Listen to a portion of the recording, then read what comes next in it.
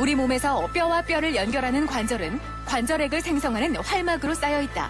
이러한 활막에 염증이 생기면 만성 염증성 질환인 류마티스 관절염이 발생한다. 류마티스 관절염은 정확한 원인이 밝혀져 있지 않지만 림프구가 활막을 비정상적으로 공격해 발생한다고 추정된다. 류마티스 관절염은 만성적인 관절염을 일으키는 대표적인 자가면역성 질환입니다.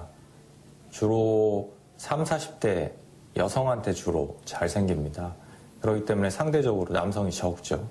그리고 혈액 검사를 해보면 류마티스 인자나 CCP 항체 같은 항체를 발견할 수 있는 질환입니다. 면역 체계가 비정상적으로 활성화돼 신체를 공격하는 자가 면역 질환의 일종인 류마티스 관절염. 왕성히 활동할 나이에 생겨 삶의 질을 낮추는 대표적인 질환으로 적절한 시기에 치료하지 않으면 관절 변형이 생길 수 있으며 폐나 심장, 혈관에도 염증을 일으킬 수 있다. 오늘 TV 주치에서는 만성 염증성 질환인 류마티스 관절염에 대해 자세히 알아본다. 류마티스 관절염은 연골의 퇴행에 의한 관절염이 아니라 우리 몸을 보호하는 면역계가 오히려 우리 몸의 일부인 활막을 공격하면서 지속적인 염증을 발생시키는 질환인데 염증이 심하면 연골과 관절이 파괴되고 뼈까지 손상시킬 수 있다. 이런 류마티스 관절염으로 고통을 받는 환자가 국내에만 약 50만 명에 이르는 것으로 알려져 있다. 네, 오늘 처음 방문하셨는데 어떤 일로 오셨나요? 네. 건강검진을 했는데요. 류마티스 인자에서 양성이 나왔다고 해서 진료 보러 왔습니다.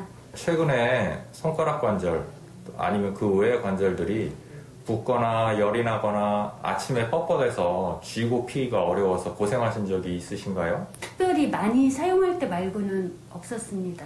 이전부터 혹시 만성적으로 간이나 폐, 콩팥 질환으로 병원을 다니면서 계속 치료받은 경력이 있으신가요? 아니요. 특별히 그런 적은 없습니다. 류마티스 관절염은 주로 손 관절에서 시작된다.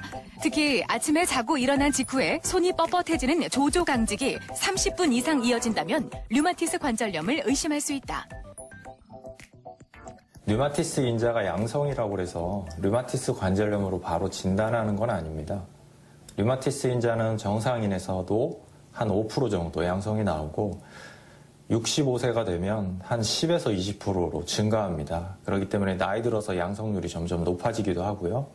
그리고 원래 류마티스 인자가 음성인 사람들도 만성적인 간 질환이나 폐 질환 이런 것들이 있을 때 양성으로 전환되기도 합니다. 그렇기 때문에 실제로 류마티스 관절염과 연결된 관절 증상이 있지 않으면 류마티스 인자는 큰 의미는 없다고 생각해도 되겠습니다. 류마티스 관절염 진단은 주로 문진과 진찰을 통해 이뤄진다. 다른 많은 종류의 관절염과 증상이 비슷할 수 있고 바이러스 감염 후에도 일시적으로 증상이 나타날 수 있기 때문에 최소 6주 이상 증상이 있는 경우에 진단을 내릴 수 있다. 또한 류마티스 관절염이 의심되면 류마티스 인자 검사나 혈액 검사, 방사선 검사 등을 시행할 수 있다. 어디가 불편해서 오셨나요? 최근에 이유 없이 자꾸 손가락 마디가 붓고 아파서 찾아왔습니다. 관절 아픈 것이 실제로 어떤 양상인가요? 네, 관절을 만져보면 부어있고 열감도 있는데 특히 아침에 일어나면 뻣뻣하고 더 심해요. 최근에 관절이 불편했던 기간은 어느 정도 되는 것 같습니까? 한 달 전부터 시작했는데 점점 더 심해지고 있는 것 같습니다. 관절 마디가 붓는 이유는 활막이 붓고 그 주위에 관절 삼출액이라는 물이 차기 때문이다. 이러한 증상이 지속되면 관절의 연골이나 주위 조직이 손상되면서 관절 마디가 휘어지거나 굳어져 마음대로 쓸 수 없게 되는 장애가 발생할 수 있다.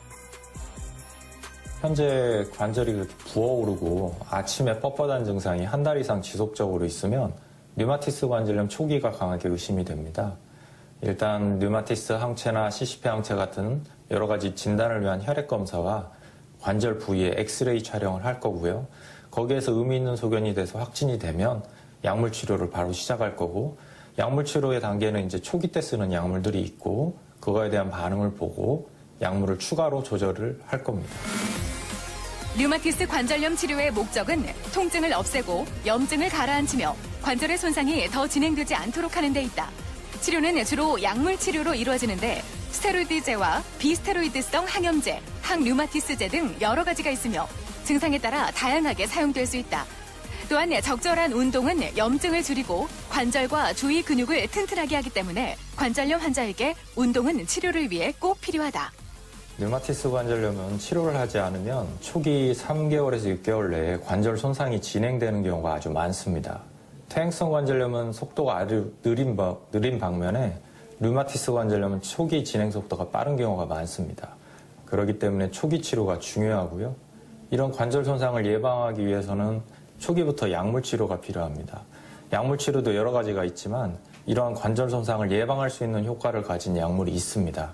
그렇기 때문에 이러한 초기 치료를 통해서 관절 손상을 예방하고 여러 가지 만성적으로 생길 수 있는 합병증을 조절할 수 있게 되겠습니다. 류마티스 관절염은 평생 안고 가야 하는 만성질환이다. 완치가 어렵기 때문에 통증을 완화하고 진행을 멈춰 일상생활이 가능하도록 만드는 게 치료의 목표다. 꾸준한 치료는 관절의 통증, 변형, 장애를 최소화할 수 있으며 합병증도 막을 수 있다. 만성염증성 질환인 류마티스 관절염. 더 이상 난치병이 아니며 조기 진단과 적극적인 치료가 이루어진다면 고통 없는 일상생활이 가능하다는 점을 꼭 기억하자.